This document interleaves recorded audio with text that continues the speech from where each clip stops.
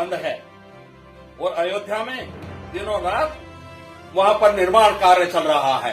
कितनी बड़ी बेईमानी, कितनी बड़ी हक तलफी क्यों चल रहा है? क्योंकि उनके मन में पाप है।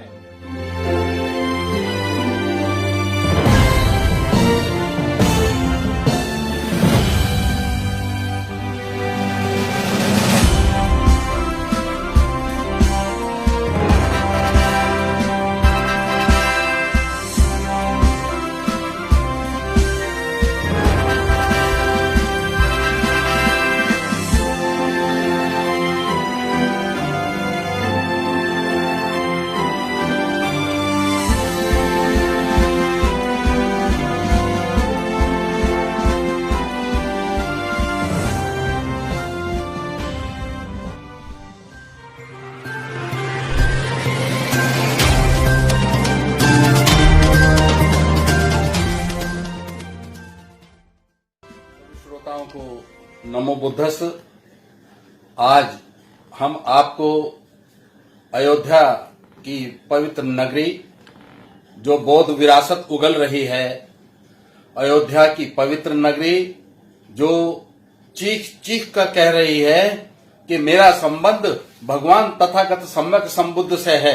बड़ी ऊंची आवाज में अयोध्या नगरी आज कह रही है कि मेरा संबंध तो संसार के सबसे उत्कृष्ट सम्राट, चक्रवर्ती सम्राट अशोक के साथ है।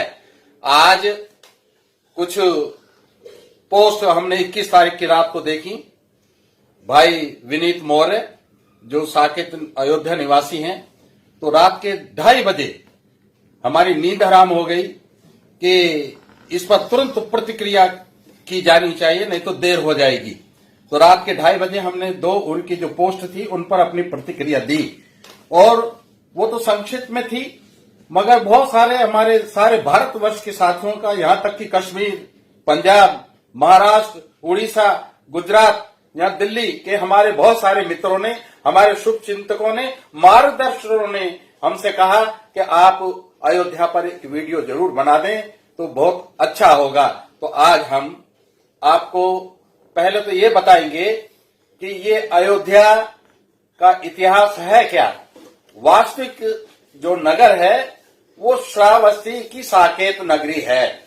साकेत 2 शब्दों से बना है, एक तो साय जिसको शाम कहते हैं, और केत कहते हैं केतन को, निकेतन को, यानी कि निकेतन का मतलब होता है घर, जहां व्यक्ति बसेरा करता है। तो शाम के समय जहां पर बसेरा डाला, यात्रा कर रहे हैं। विशाखा जब महाराजा से अनुमति लेकर, अपने पिता से अनुमति लेकर, जो श्रेष्ठी थे, वो भगवान बुद्ध के दर्शनों के लिए आती है, तो साकेत में आकर शाम हो जाती है, संध्या हो जाती है। तो वो वहां रुक जाती है और वहां रुकने के बाद फिर आगे निकलती है। ये संध्या का साकेत का पहला वर्णन है। साकेत में तोरणवथु के होने का भी प्रमाण मिलता है। तोरणवथु एक उद्यान था, बगीचा था। बौद्ध धर्म में बगीचों की बड़ी महिमा है, बड़ा महत्व है। तो उसमें महारानी खेमा जो भिक्खुनी बन चुकी थी, वो वह निवास कर रही थी। महाराजा फसेंदी विशाखा की शादी में, उसके पति की बारात में जब जा रहे थे और वहां शाम हो गई साकेत में, तो उसने अपने अमात्यों से कहा कि मैं कुछ बुद्धि विलास के लिए कुछ शास्त्रार्थ करना चाहता हूं, चर्चा करना चाहता हूं। जाओ देखो इस नगरी में कोई विद्वान है जो मेरे साथ चर्चा कर सके। महाराजा फसेंदी बड़े विवेक प्रिय थे, ज्ञान प्रिय थे और शास्त्रार्थ करने में रुचि लेते थे।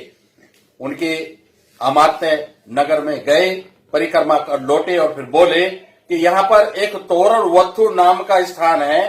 तोरणवथु का आपको वर्णन मिलेगा संयुक्त निकाय में। आप पीछे जाइए शब्दानुकरण में और तोरणवथु में आप पहुंच जाएंगे। तो उन्होंने कहा कि यहाँ पर एक खेमा नाम की भिक्खुनी है।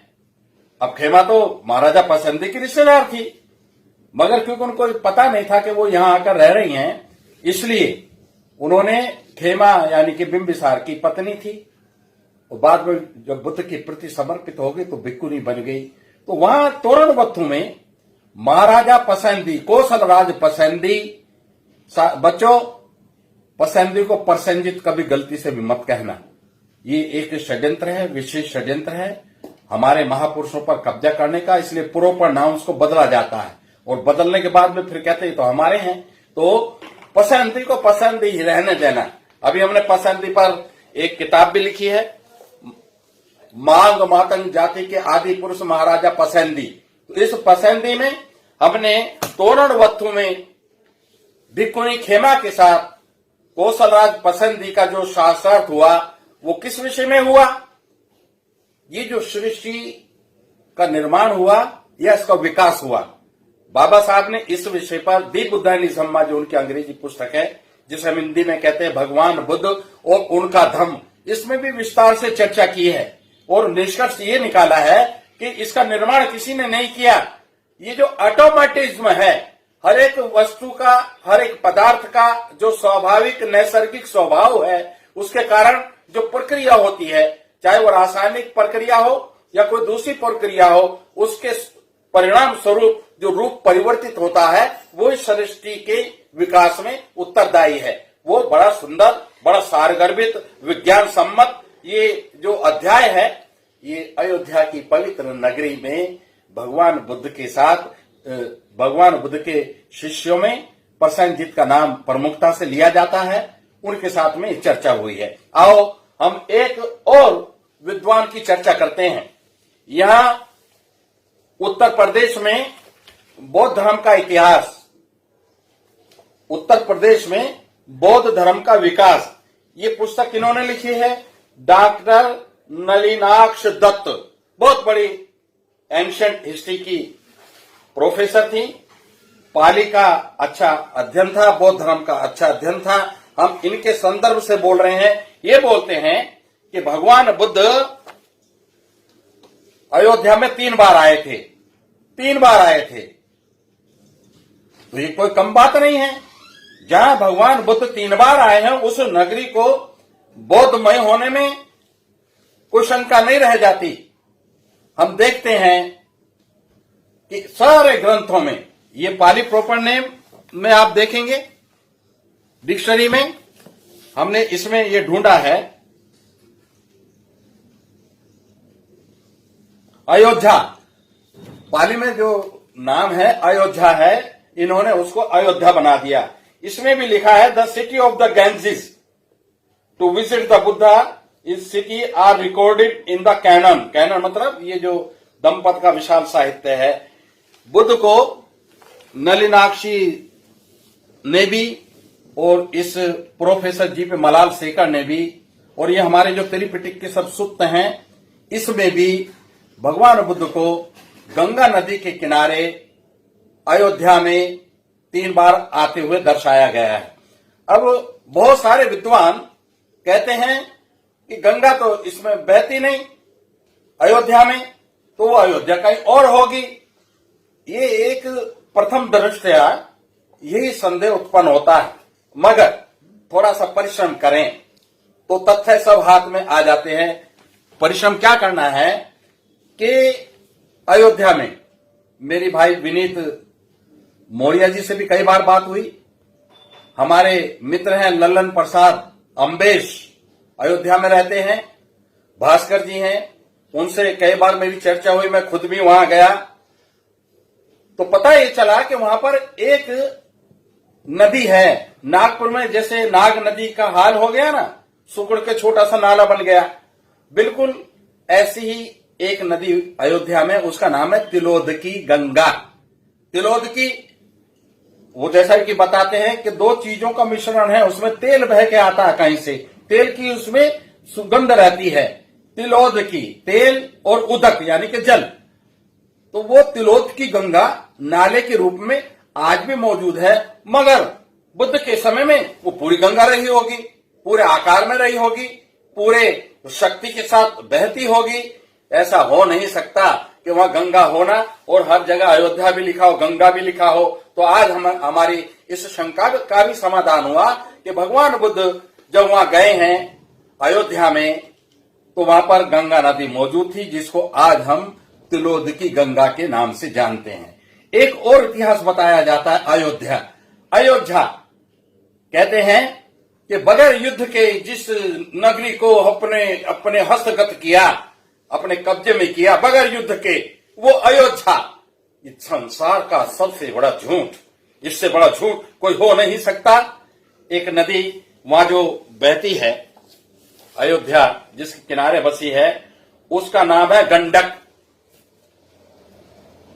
गंगा, गंडक, ये मिलते जुलते नाम है। उस गंडक नदी का भी गंगा नदी से कोई रिश्ता रहा होगा। वो जो गंडक नदी है, अयोध्या से पहले गंडक है, और अयोध्या के समाप्त होते ही फिर वो गंडक हो जाती है। अयोध्या में उसका नाम है सरयू। ये बड़ी महत्वपूर्ण जानकारी, आपको इसको नोट करना चाहिए। सरयू नाम क्यों पड़ा? सरयू नाम इसलिए पड़ा कि जब इस अयोध्या नगरी पर कब्जा किया, किसने किया? पुष्यमित्र शुंग ने। जब मगध राज बृहदरथ मौर्य की कमर में खंजर घोंप कर हत्या कर दी, तो उन्होंने अपना जो राज्य स्थापित किया वो कहां किया? वो अयोध्या को अपनी राजधानी बना के किया। तो साथियों, जब वहां कत्लो गारत हुआ अयोध्या में, भिक्षुओं के, उपासकों के, उपासिकाओं के, विद्वानों के, कलाकारों के, मूर्तिकारों के, संगीतकारों के सर काटे गए। वो सर काटने के कारण उस सरयू नदी का पानी लाल हो गया, खून जैसा हो गया, और उस गंडक नदी का नाम जनता में सरयू नदी बड़े गर्व के साथ कि हमने यहां इतने सर काट के डाले थे। मगर बाद में एक षड्यंत्र चला, ये बताने के लिए कि हम पर हत्यारा होने का, अहिंसक होने का आरोप ना लगे, तो एक परिभाषा गढ़ी गई। परिभाषा क्या गढ़ी? अयोध्या नाम रखो इसका, बगैर युद्ध के जीती गई। ये तो सब षड्यंत्रकारियों के षड्यंत्र होते हैं। वो करते कुछ है, कहते कुछ है, कहते कुछ है, करते कुछ है। तो ये जो अयोध्या की नगरी है, इसमें कितना रक्तपात हुआ वो इस नदी के नाम से ही पता चलता है। अभी ये जो वर्तमान उत्तर प्रदेश की सरकार है, जिनके अधीन अयोध्या भी है, जिनके अधीन श्रावस्ती भी है, और वो तो इस समय कोई जनतांत्रिक स्वरूप में काम नहीं कर रहे हैं, वो एक तानाशाह की तरह काम कर रहे हैं, बगैर किसी मांग के। अभी जो मुख्यमंत्री हैं उत्तर प्रदेश के, उन्होंने सरयू नदी का नाम खत्म करके फिर से गंडक कर दिया। क्यों कर दिया? क्योंकि उनको पता था ये सरयू नाम के सहारे ये हमारी अहिंसक आक्रमण जो हमारे पुरखों ने किए बौद्धों के ऊपर, ये वहां तक पहुंच जाएंगे। इसलिए आओ इस शब्द की जड़ में तेजाब डालते हैं। तेजाब क्या डाला? वो घोषणा कर दी कि अब इस नदी का नाम अयोध्या में भी गंडक ही रहेगा। मगर शोधार्थी चैन से नहीं बैठते हैं, वो अपनी रात की नींद हराम करते हैं, दिन में आराम नहीं करते हैं, और तथ्यों को छान छान कर ढूंढ कर लाते हैं। ये जो अयोध्या नगरी है, यहां पर आपको जानकर यह भी आश्चर्य होगा कि एक सम्राट इस देश में हुआ, वो भी शाक्य था, बौद्ध था, उसको बदनाम करके रख दिया, उसको गद्दार बना दिया। उसका नाम था गहरवार वंश के महाराजा जयचंद। हमारी एक किताब जयचंद जी पर भी उसका नाम है। महाराजा जयचंद गद्दार नहीं, परम देशभक्त बौद्ध राजा थे। उनकी सबसे बड़ी विशेषता क्या थी? यह अयोध्या नगरी में सबसे अधिक निर्माण कार्य अगर किसी ने कराया तो वो हमारे राजा जयचंद ने कराया। और जयचंद का इतिहास हमें कहां से मिला? तिब्बत से मिला। जयचंद का इतिहास कहां से मिला? प्राचीन बौद्ध साहित्य से मिला। तो आओ हम अपने गौरव बिंदुओं को जब तलाशते हैं तो इन सब चीजों की पड़ताल हमें करनी होगी। बौद्धों की जो स्थापत्य कला है, बौद्धों का जो आर्किटेक्चर है, बौद्धों की जो मूर्ति कला है, सबसे भिन्न है, उसे कोई मिलावट कर नहीं सकता। आज अयोध्या ने जो बौद्ध संस्कृति उगली है, हमने तो नहीं कहा था, मगर आप लाख पर्दों में भी सत्य को छिपाओगे, समय आने पर वो उजागर होगा ही। और ये सत्य यहां उद्घाटित हो गया, अयोध्या में उद्घाटित हो गया। कितना बड़ा नंगा नाच न्याय के साथ खेला गया सुप्रीम कोर्ट में। और अयोध्या को अयोध्या घोषित करके वहां पर मंदिर निर्माण का भी काम शुरू हो गया, मगर प्रकृति को ये स्वीकार न था, प्रकृति को ये झूठ हजम ना हुआ। उन्होंने उगल दिया, बौद्ध साहित्य उगल दिया, बौद्ध विरासत उगल दी, बौद्ध वास्तु उगल दिया। अब आप देखेंगे कि एक प्रतिमा दिखाई है, उसमें एक नृत्यांगना, एक अप्सरा खड़ी है। वो जो नृत्यांगना अप्सरा खड़ी है, मेरा अपने साथियों से निवेदन है जो बौद्ध इतिहास में, प्राचीन इतिहास में, मूर्ति कला में, चित्रकला में हस्तक्षेप रखते हैं, उनसे निवेदन है कि वो उड़ीसा में एक बहुत बड़ी बुद्धिस्ट साइट है, उसका नाम है रत्नगिरी। ये रत्नगिरी का जो इतिहास है, देवला मिश्रा, ये 2 खंड उन्होंने प्रकाशित किए हैं। अब आप ये देखो, जो अभी अभी तथ्य प्रकाश में आए हैं मूर्ति के, क्या वो बिल्कुल मूर्ति ऐसी नहीं है? बिल्कुल ऐसी है वो मूर्ति, निसंदेह, बगैर किसी डाउट के वो मूर्ति बौद्ध कला की देन है। और एक वहां पर धर्म चक्र निकला है। धर्म चक्र का थोड़ा सा बताना चाहेंगे कि सारनाथ में सम्राट अशोक का जो धम्म स्तंभ है, जिसमें 4 शेर की मूर्ति हैं, उसमें 2 चक्र हैं। एक पैरों में है, उसमें 24 आरे हैं। एक उस प्रतिमा के सिर पर होता था, जो खंडित हो गया, और सारनाथ के संग्रहालय में, म्यूजियम में, वो टूटे हुए टुकड़े जो सिर के ऊपर थे और 32 आरे थे उसमें, वो उन्होंने उस प्रतिमा के पीछे दीवार पर फिट किए हुए हैं। और जो हिस्से उसके गायब हैं, उनको पेंटिंग करके पूरा करके 32 आरों वाला एक धर्म चक्र बना दिया। 24 आरों वाला धर्म चक्र है, यानी कि प्रत्यक्ष समुत्पात की 12 कड़ी अनुलोम और 12 कड़ी प्रतिलोम होती हैं, उनको मिला करके जो 24 आरे वाला धर्म चक्र बनता है, वो धम्म का पर्याय है, इसलिए उसका नाम धम्म चक्र है। मगर 4 शेरों की मूर्ति के ऊपर जो 32 आरों वाला एक धर्म चक्र होता था, उसको हम बुद्ध चक्र कहते हैं। उसका मतलब यह है, वो जो 32 आरे हैं, भगवान बुद्ध के जो कायिक 32 महापुरुष लक्षण के उनके शरीर में थे, वो मूर्तिकारों ने, उस समय के मूर्तिकारों ने उसी के आधार पर 32 महापुरुष लक्षणों के आधार पर 32 आरों वाला चक्र बना दिया। ये 2 चक्र हमने आपको बताए। एक चक्र होता है जिसमें 8 आरे होते हैं। वो 8 आरे का मतलब क्या है? 8 आरे का मतलब है अष्टांगिक मार्ग। आप देखेंगे कि 16 आरों के भी चक्र होते हैं। 3 शरण, 5 शेल, 8 अष्टांगिक मार्ग, 3, 5, 8, 8 और 8 16। वो 16 का है। और एक बात और देख लें, ये जो कमल का फूल 4 शेर की मूर्तियों के नीचे है, उसमें भी 16 पंखुड़ियां नीचे को लटकी हुई हैं। तो एक धर्म चक्र होता है 29 का। 29 का क्या है? 29 का महत्व यह है कि सिद्धार्थ ने, बोधिसत्व सिद्धार्थ ने जब अपना घर त्याग किया था, अपना परिवार का त्याग किया था, अपनी नगरी का त्याग किया था, अपने खजाने का त्याग किया था, परिवारजनों का त्याग किया था और महावीर निष्क्रमण करके गए थे, वो 29 साल की अवस्था में थे। उनकी उम्र 29 साल की थी, इसलिए वो 29 साल की उम्र में ग्रह त्याग किया। काहे के लिए किया? लोक कल्याण के लिए किया। इसलिए बड़ी महत्वपूर्ण घटना थी। मूर्तिकारों ने 29 आरों वाला जो धर्म चक्र बनाया, ये धर्म चक्र जो अयोध्या में से निकला है, अयोध्या में से जो अपने आप हमने नहीं निकाला, अपने आप जो निकला है, उस धर्म चक्र को इस चीज का भी डर नहीं था कि इस देश में तो बौद्ध संस्कृति के विरोधियों की सरकार है। मगर नहीं, जब सत्य प्रकट होता है तो भय को भी चीर कर प्रकट होता है। ये जो हमारी विरासत में अयोध्या में, ये इस बात का ज्वलंत प्रमाण है। एक और देखेंगे आप कि वो जो 29 आर्य धर्म चक्र के हैं, उनके बीच में 13 पंखुड़ियों वाला कमल का फूल है। साथियों, संयुक्त निकाय में भेड़ कहते हैं। ये जो पानी में झाग होता है ना, समुद्र में जो झाग होता है, उसको भेड़ कहते हैं। उसका शाब्दिक अर्थ बताया मैंने। तो आप भेड़ सूत्र में क्या 381 पेज पर इसके लास्ट में इसका अध्याय का सार बताते हुए बुद्ध कह रहे हैं भिक्खुओं को, भिक्खुओं जैसे उत्पल कमल के फूल को कहते हैं ना, या पुंडरीक सफेद रंग के कमल के फूल को कहते हैं, या पद्म वो भी उसी को कहते हैं। पानी में पैदा होता है और पानी में ही बढ़ता है।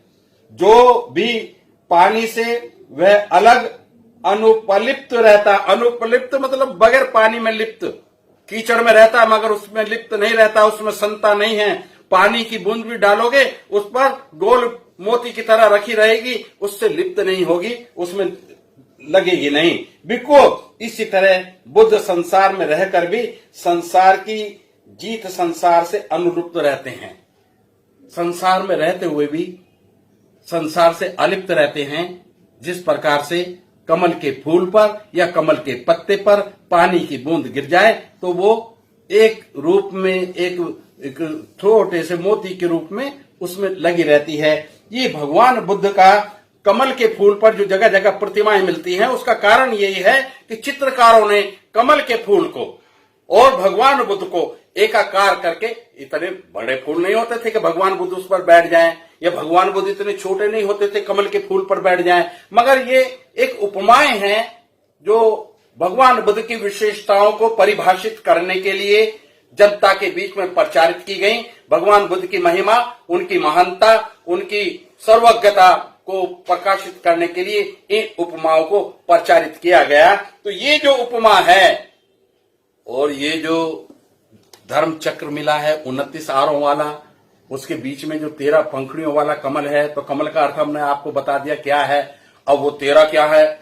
13 का 10 पारमिताएं, जब तक पारमिताएं पूरी नहीं होंगी बुद्धत्व प्राप्ति की ओर नहीं बढ़ा जाएगा। और 3 शरण, जब आप बौद्ध धर्म में आते हो और 3 शरण आपने ग्रहण नहीं की तो आपका बौद्ध बनना अपूर्ण रहता है। इन तीनों चीजों का बड़ा महत्व है। 10 को और 3 को जोड़ेंगे तो तुरंत आपके 13 की संख्या हाथ लग जाती है। वो 13 की संख्या का ही वो कमल का फूल है। अब हम देखते हैं वहां पर एक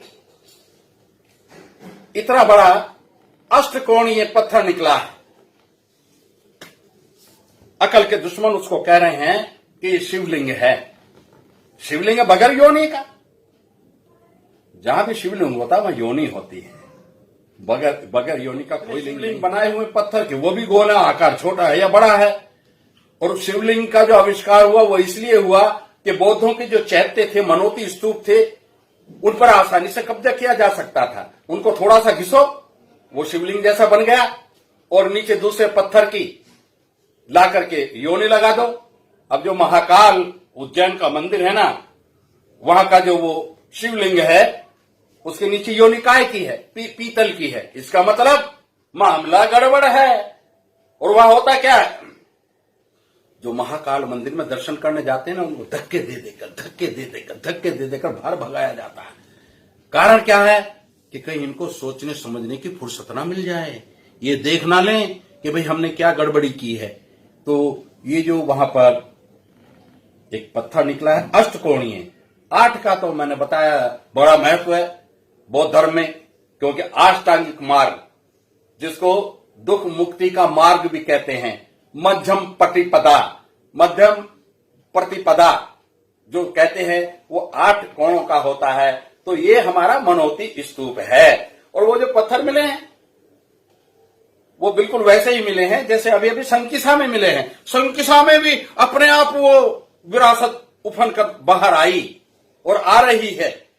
अभी वहां के जो योग्य भिक्खु धर्मपाल जी हैं, हमारे श्रद्धा के आधार महंत उपनंद जी हैं, उन्होंने एक नदी के किनारे और एक नई विरासत और ढूंढ ली है। ये सिलसिला चल पड़ा है। प्रकृति अब स्वयं खुद चाहती है कि बुद्ध की संस्कृति, जो मानव कल्याण की सबसे महत्वपूर्ण संस्कृति है, जो जन जन के कल्याण की गारंटी देती है, वो पुनर्स्थापित होनी चाहिए। हमें तो ये जो प्राकृतिक रूप से चीजें प्रकट हो रही हैं, उनको देख करके ऐसा ही लगता है।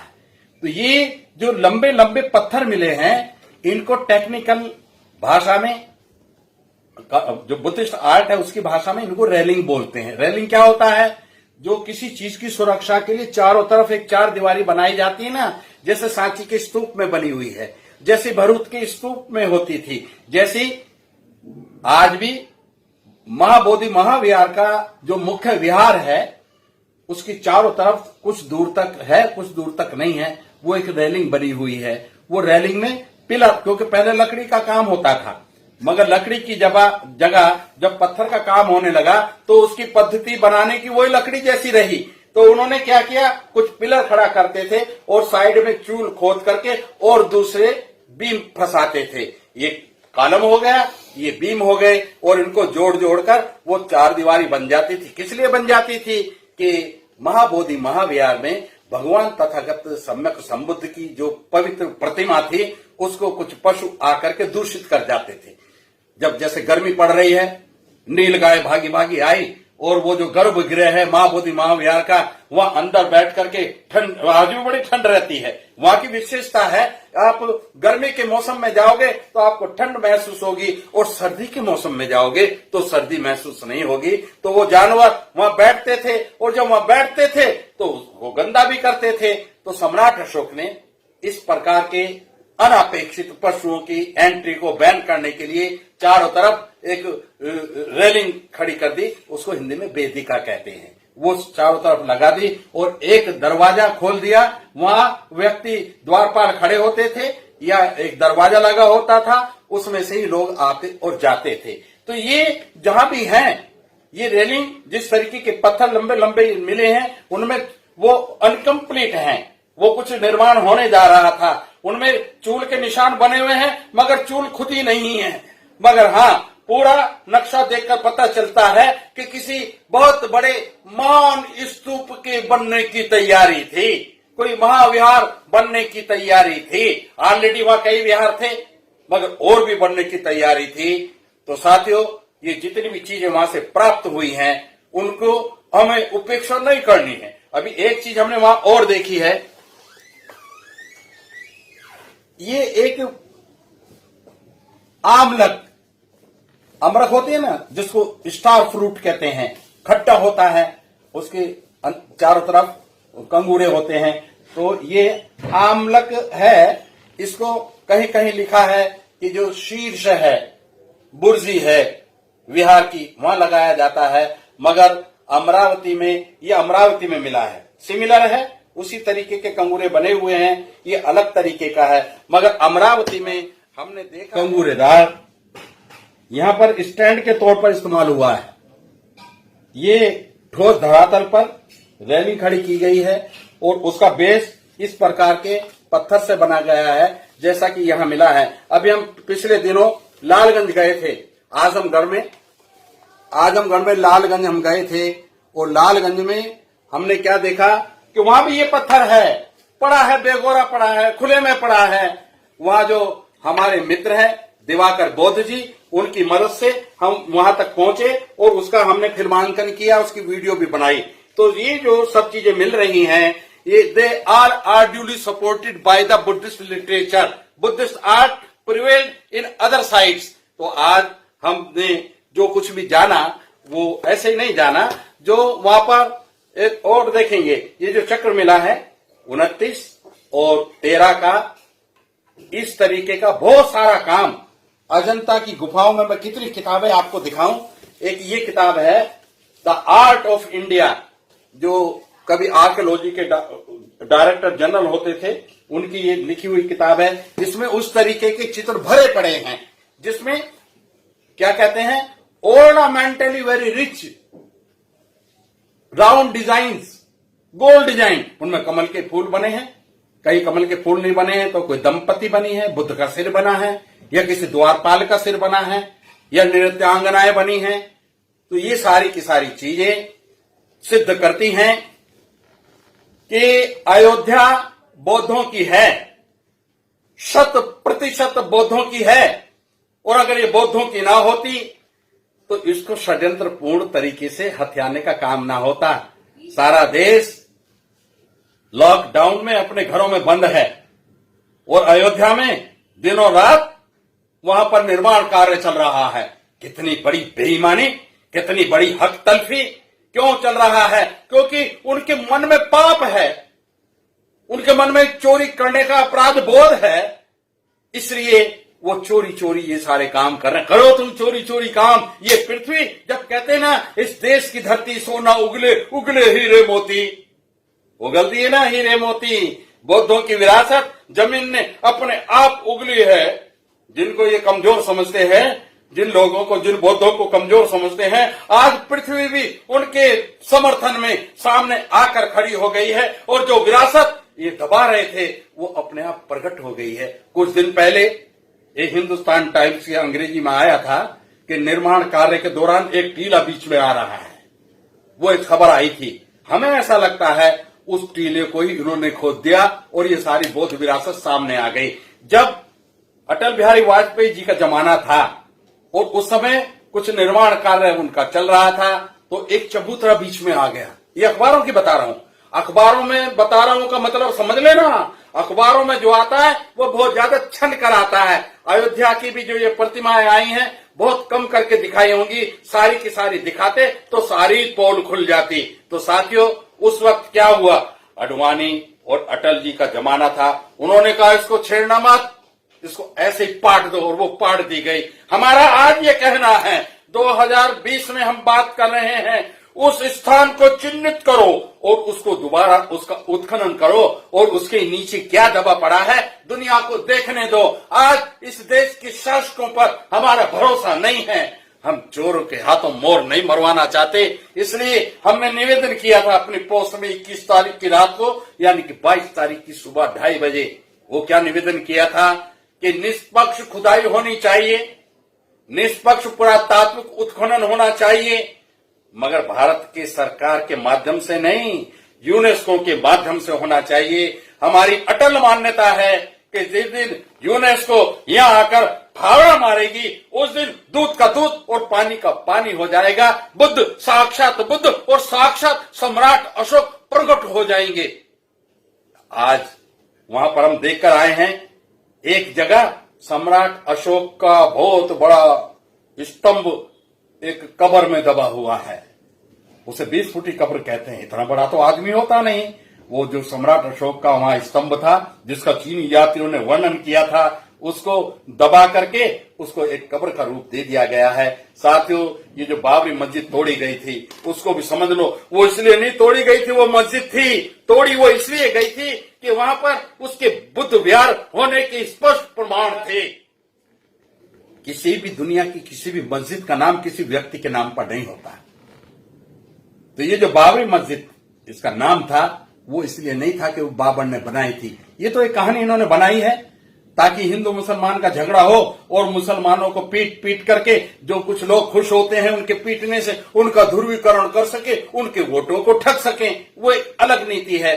मगर असलियत ये है कि उस मस्जिद के जो पिलर थे, ऐसे पिलर जो अब निकले हैं इससे बड़े आकार के, उनके ऊपर की तरफ बब्बर शेर के चेहरे बने हुए थे। उन पिलर्स के ऊपर शेर की प्रतिमाएं बनी हुई थी, उनकी मूर्तियां बनी हुई थी। और उन शेरों को क्या कहते थे?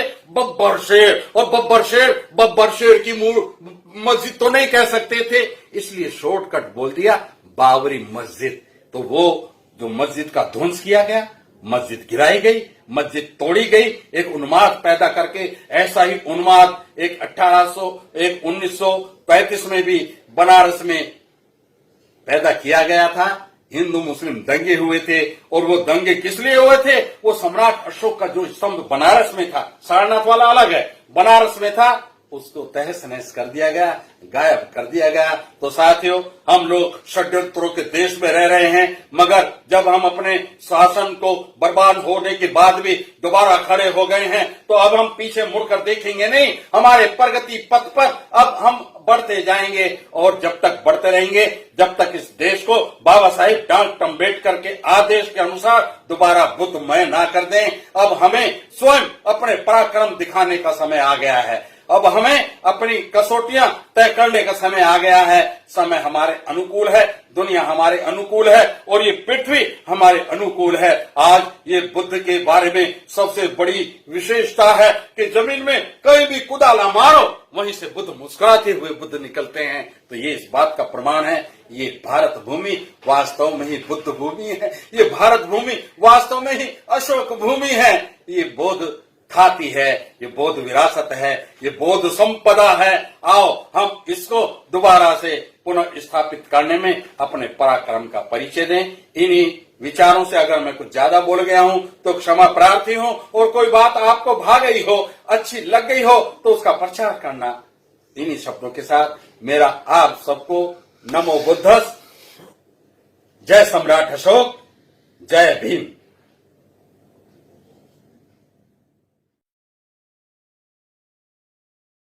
मेरा अपना चैनल, आपका चैनल, समाज का चैनल, देश का चैनल NB News 24/7 को आप लाइक करें, सब्सक्राइब करें और ज्यादा से ज्यादा इसकी वीडियो को शेयर करें ताकि हर खबर को मैं आप तक आसानी से पहुंचा सकूं। जय भीम।